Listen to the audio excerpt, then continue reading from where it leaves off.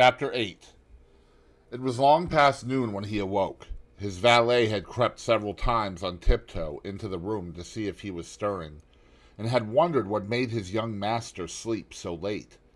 Finally his bell sounded, and Victor came in softly with a cup of tea and a pile of letters on a small tray of old Sèvres china, and drew back the olive satin curtains with their shimmering blue lining that hung in front of the three tall windows. "Monsieur has well slept this morning," he said, smiling. "What o'clock is it, Victor?" asked Dorian Gray drowsily. "1 hour and a quarter, monsieur." How late it was! He sat up, and having sipped some tea, turned over his letters. One of them was from Lord Henry, and had been brought by hand that morning. He hesitated for a moment, and then put it aside. The others he opened listlessly.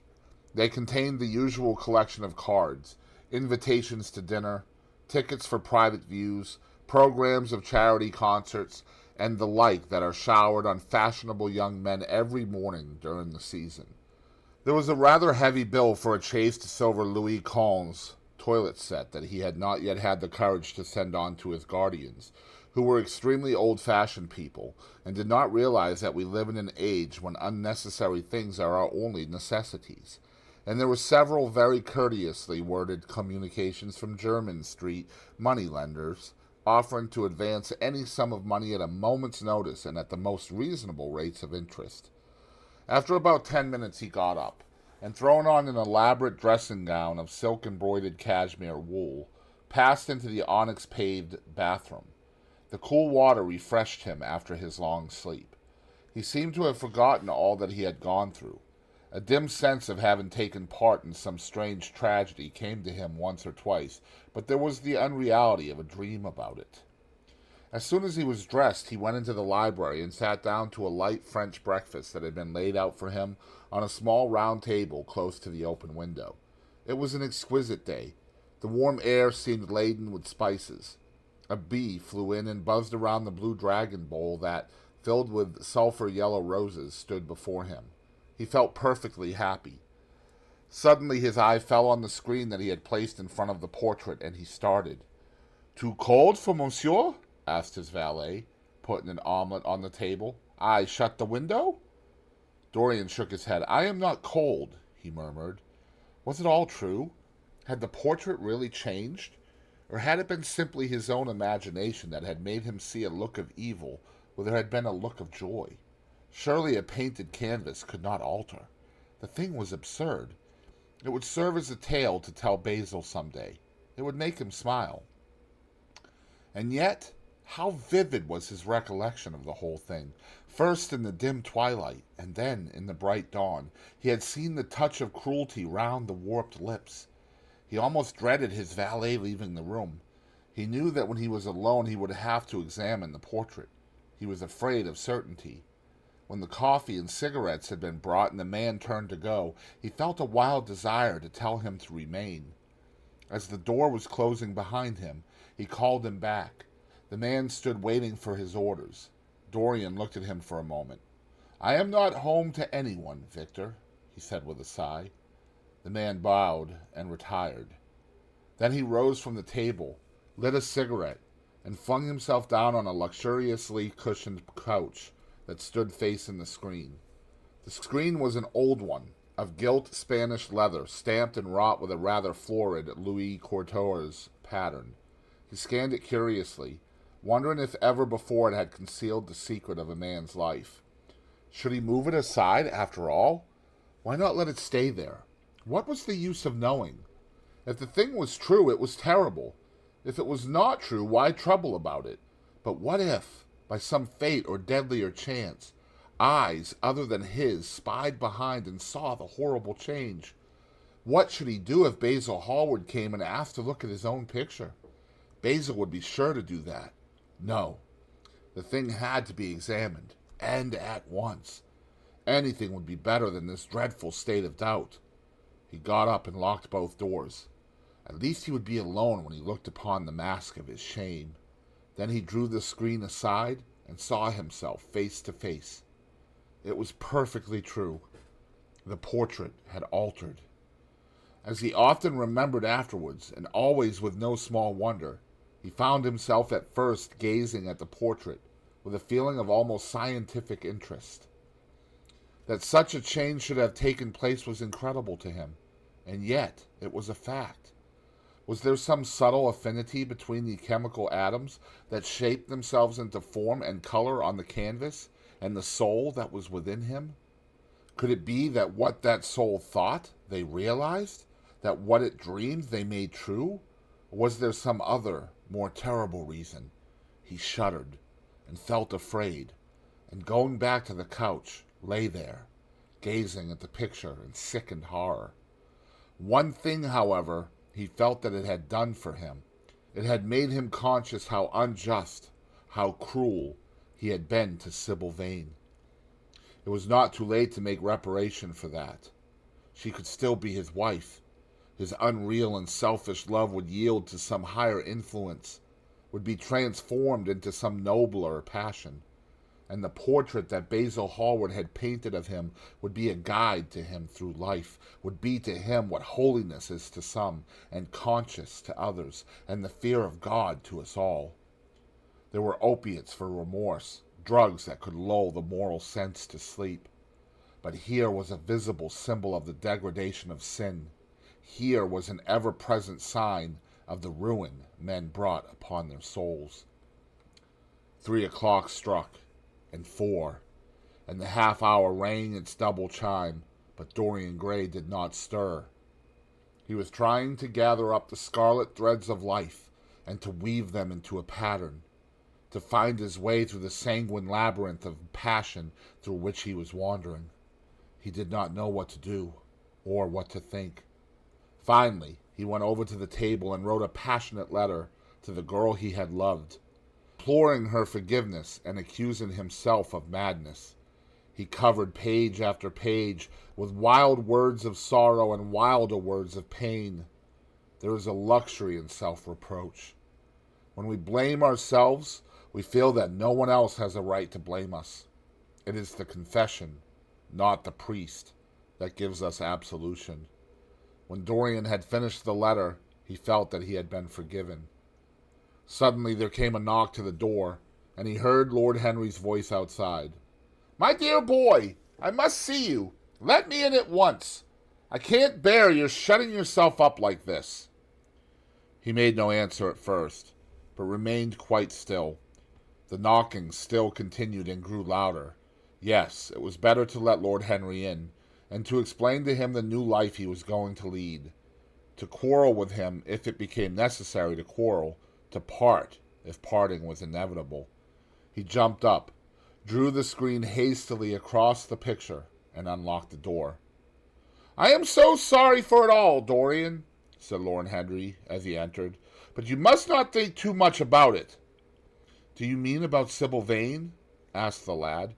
"Yes, of course," answered Lord Henry, sinking into a chair and slowly pulling off his yellow gloves.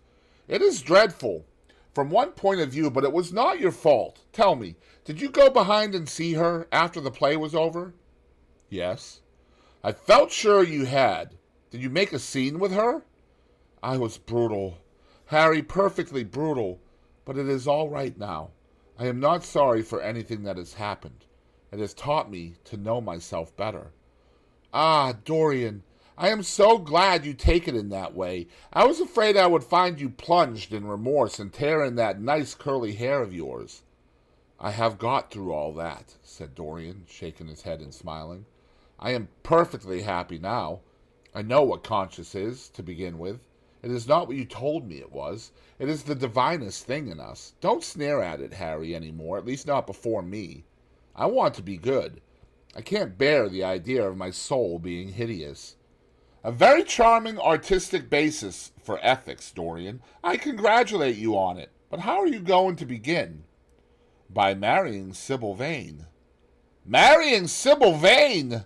cried Lord Henry, standing up and looking at him in perplexed amazement.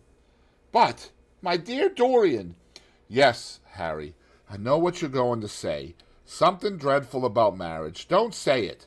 Don't ever say things of that kind to me again. 2 days ago I asked Sybil to marry me. I am not going to break my word to her. She is to be my wife.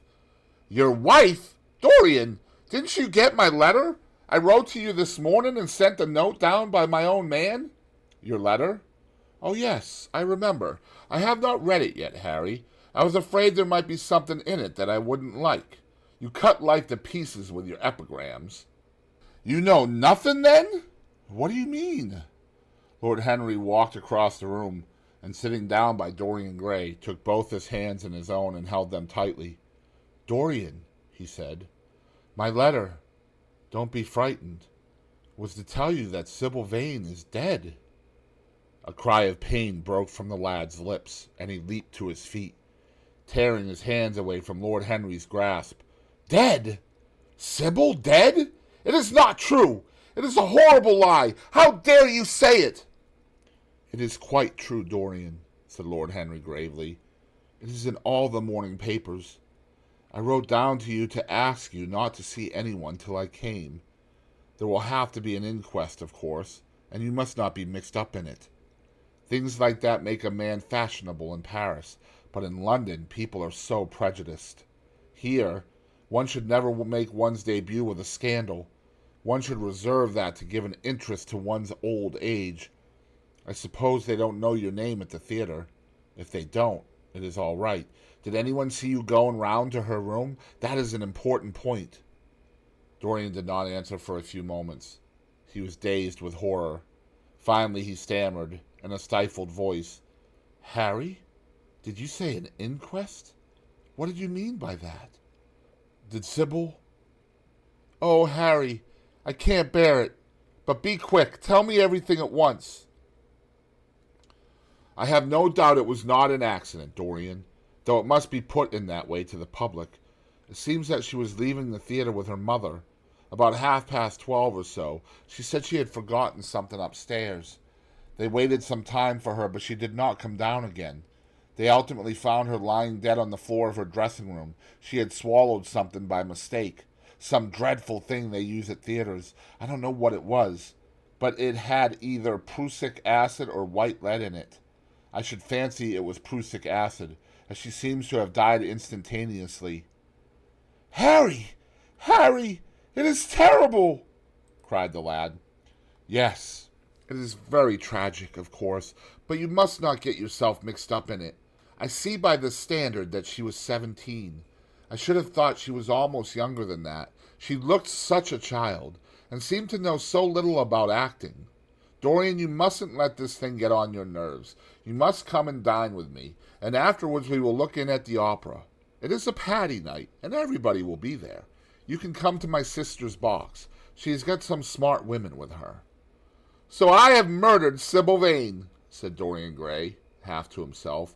Murdered her as surely as if I had cut her little throat with a knife. Yet the roses are not less lovely for all that.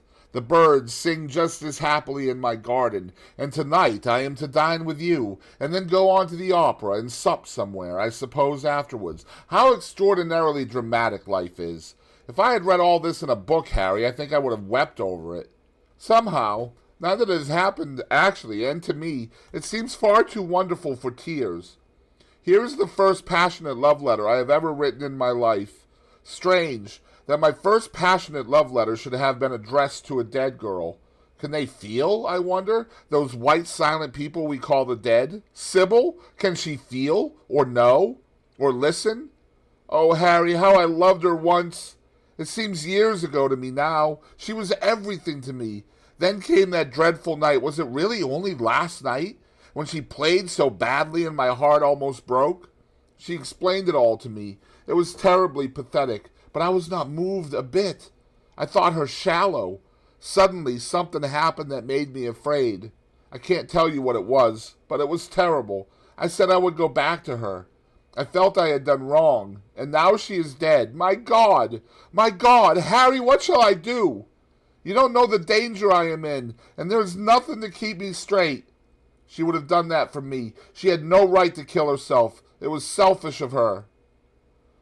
My dear Dorian, answered Lord Henry, taking a cigarette from his case and producing a gold Latin matchbox, The only way a woman can ever reform a man is by boring him so completely that he loses all possible interest in life.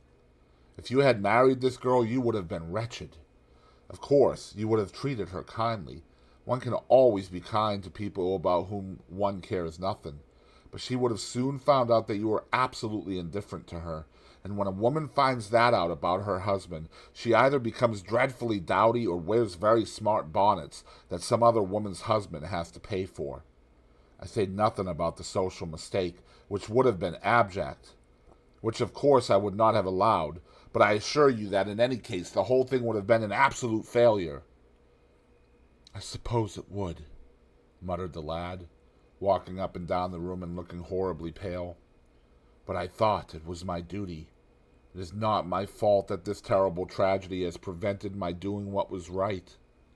I remember your saying once that there is a fatality about good resolutions, that they are always made too late. Mine certainly were. Good resolutions are useless attempts to interfere with scientific laws. Their origin is pure vanity. Their result is absolutely nil. They give us, now and then, some of those luxurious, sterile emotions that have a certain charm for the weak. That is all that can be said for them. They are simply checks that men draw on a bank where they have no account. "Harry!" cried Dorian, coming over and sitting down beside him. "Why is it that I cannot feel this tragedy as much as I want to? I don't think I am heartless. Do you?" "You have done too many foolish things during the last fortnight to be entitled to give yourself that name, Dorian," answered Lord Henry with his sweet, melancholy smile. The lad frowned. "I don't like that explanation, Harry," he rejoined. "But I am glad you don't think I am heartless. I am nothing of the kind. I know I am not. And yet, I must admit that this thing that has happened does not affect me as it should. It seems to me to be simply like a wonderful ending to a wonderful play. It has all the terrible beauty of a Greek tragedy, a tragedy in which I took a great part, but by which I have not been wounded." "It is an interesting question," said Lord Henry, who found an exquisite pleasure in playing on the lad's unconscious egotism. "An extremely interesting question. I fancy that the true explanation is this. It often happens that the real tragedies of life occur in such an inartistic manner that they hurt us by their crude violence, their absolute incoherence, their absurd want of meaning, their entire lack of style. They affect us just as vulgarity affects us.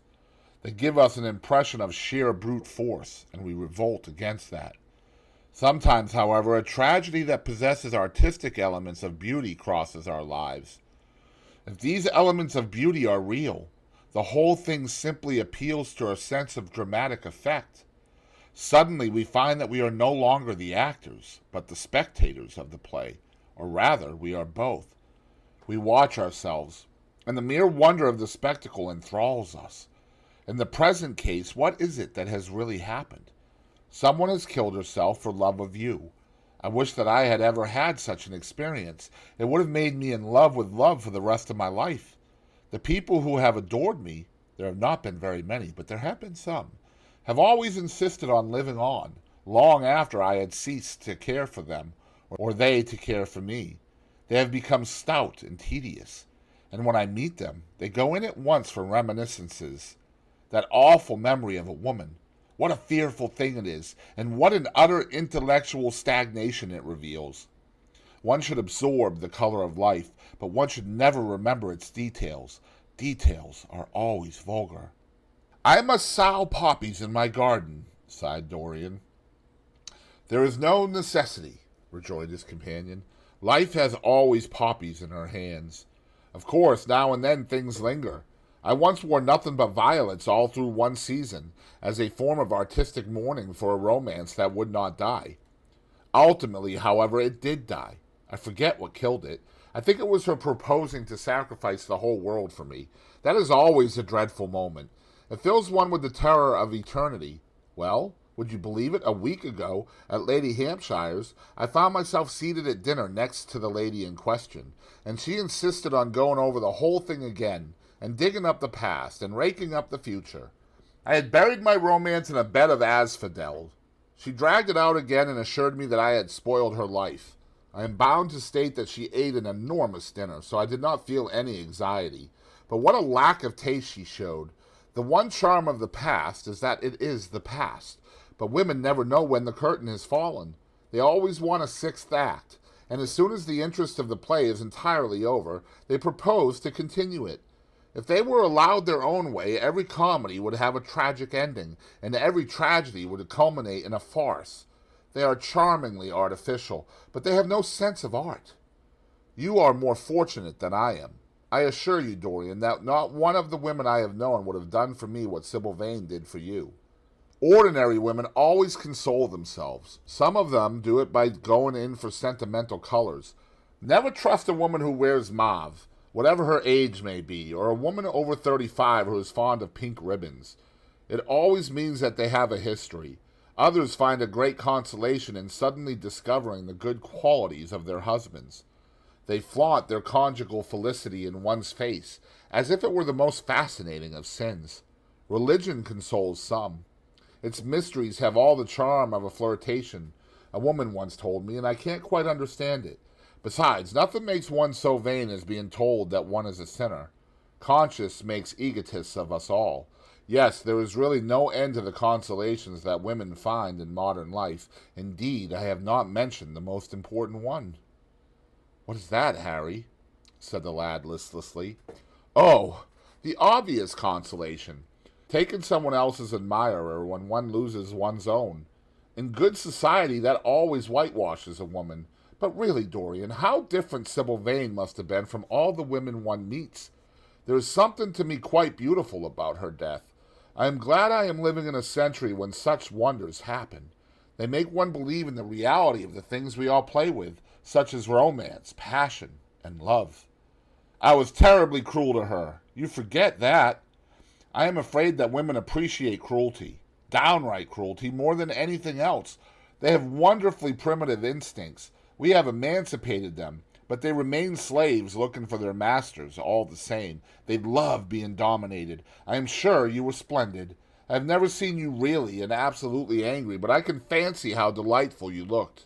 And, after all, you said something to me the day before yesterday that seemed to me at the time to be merely fanciful, but that I see now was absolutely true, and it holds the key to everything."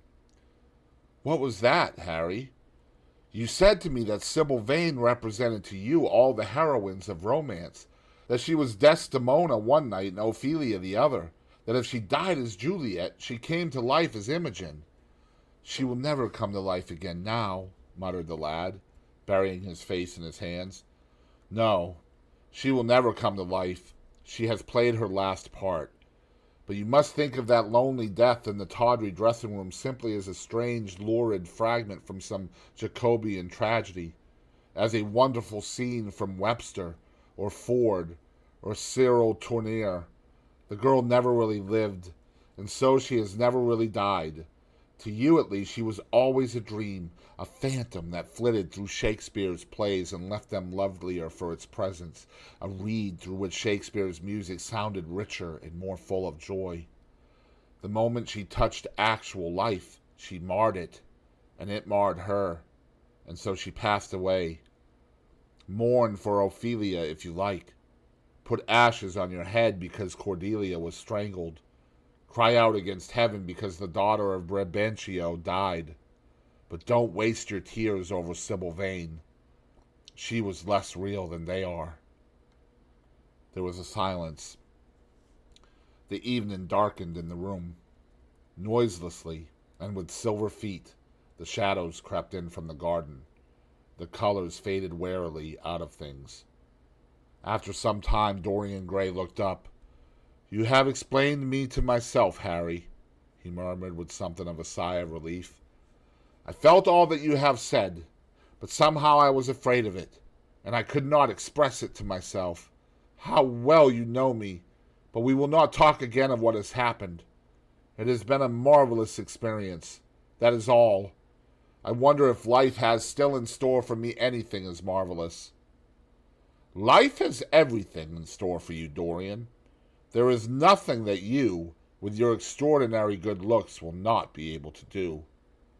But suppose, Harry, I became haggard and old and wrinkled. What then? Ah, then, said Lord Henry, rising to go. Then, my dear Dorian, you would have to fight for your victories. As it is, they are brought to you.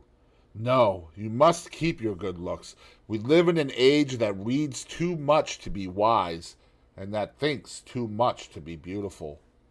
We cannot spare you, and now you had better dress and drive down to the club. We are rather late, as it is. I think I shall join you at the opera, Harry. I feel too tired to eat anything. What is the number of your sister's box? 27, I believe. It is on the grand tier. You will see her name on the door, but I am sorry you won't come and dine. I don't feel up to it, said Dorian listlessly, but I am awfully obliged to you for all that you have said to me. You are certainly my best friend. No one has ever understood me as you have. We are only at the beginning of our friendship, Dorian, answered Lord Henry, shaking him by the hand. Goodbye. I shall see you before 9:30, I hope. Remember, Patty is singing. As he closed the door behind him, Dorian Gray touched the bell. In a few minutes, Victor appeared with the lamps and drew the blinds down. He waited impatiently for him to go. The man seemed to take an interminable time over everything. As soon as he had left, he rushed to the screen and drew it back. No, there was no further change in the picture. It had received the news of Sybil Vane's death before he had known of it himself. It was conscious of the events of life as they occurred. The vicious cruelty that marred the fine lines of the mouth had, no doubt, appeared at the very moment that the girl had drunk the poison, whatever it was. Or was it indifferent to results? Did it merely take cognizance of what passed within the soul? He wondered, and hoped that someday he would see the change taking place before his very eyes, shuddering as he hoped it. Poor Sybil! What a romance it had all been! She had often mimicked death on the stage. Then death himself had touched her and taken her with him. How had she played that dreadful last scene? Had she cursed him as she died? No. She had died for love of him, and love would always be a sacrament to him now. She had atoned for everything by the sacrifice she had made of her life. He would not think any more of what she had made him go through on that horrible night at the theater. When he thought of her, it would be as a wonderful tragic figure sent onto the world stage to show the supreme reality of love. A wonderful tragic figure? Tears came to his eyes as he remembered her childlike look, and winsome, fanciful ways, and shy, tremulous grace. He brushed them away hastily and looked again at the picture. He felt that the time had really come for making his choice. Or had his choice already been made? Yes, life had decided that for him. Life, and his own infinite curiosity about life. Eternal youth, infinite passion, pleasures subtle and secret, wild joys and wilder sins. He was to have all these things. The portrait was to bear the burden of his shame. That was all. A feeling of pain crept over him as he thought of the desecration that was in store for the fair face on the canvas. Once, in boyish mockery of Narcissus, he had kissed, or feigned to kiss, those painted lips that now smiled so cruelly at him.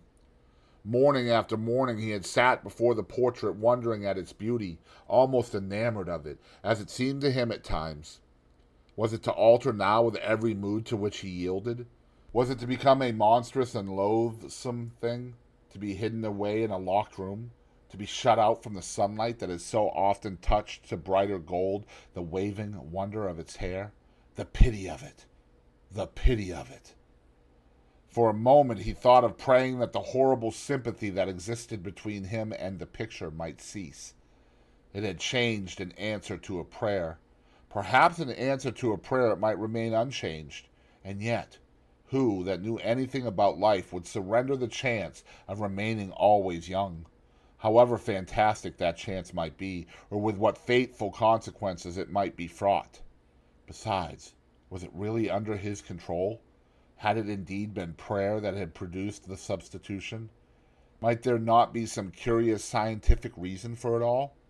If thought could exercise its influence upon a living organism, might not thought exercise an influence upon dead and inorganic things? Nay, without thought or conscious desire, might not things external to ourselves vibrate in unison with our moods and passions? Atom calling to atom in secret love or strange affinity? But the reason was of no importance.